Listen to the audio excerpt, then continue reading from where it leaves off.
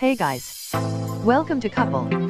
Please like and subscribe if you like this video. The studio submitted the expenses in connection with Sully, the 2016 film directed by Clint Eastwood that was shot at locations including Georgia and California.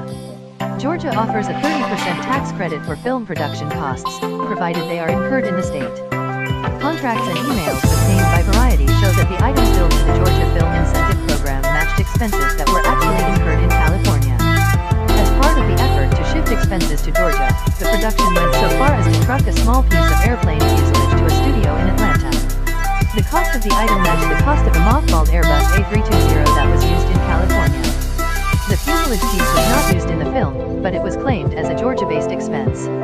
Variety learned of the alleged tax fraud from a whistleblower who asked not to be identified. The same person also reported the issue to the Georgia Attorney General's office, which stated in writing last July that it had opened an investigation. Prosecutors are awaiting the results of an audit from the state's Department of Revenue, which oversees the film incentive program. I can confirm that we opened a file and referred the matter to the Department of Revenue, said Katie Brooks, a spokeswoman for the Attorney General's office. In a statement to Variety, a Warner Brothers spokesperson denied wrongdoing. We carefully followed the rules and regulations as set forth by the state of Georgia, the spokesperson said. After production, we submitted our qualifying expenditures, and they were fully audited and approved without question by the Georgia Department of Revenue. Tax fraud can be charged as a felony in Georgia, punishable by up to 5 years in prison and a $500,000 fine. No major studio has ever been charged with defrauding a state film incentive program.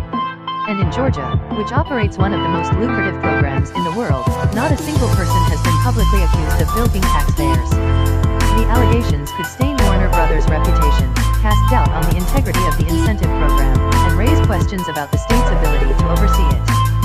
Since being alerted to the alleged fraud last year, Georgia authorities have been slow to respond. According to the studio, auditors from the Department of Revenue have not contacted the producers to ask about the allegations. Eastwood's office referred calls to Warner Brothers' D.E. Myers, the head of communications for Warner Brothers, who was adamant that the studio would not risk its relationship with Georgia authorities over a relatively small amount of money. We want to protect our tax credits,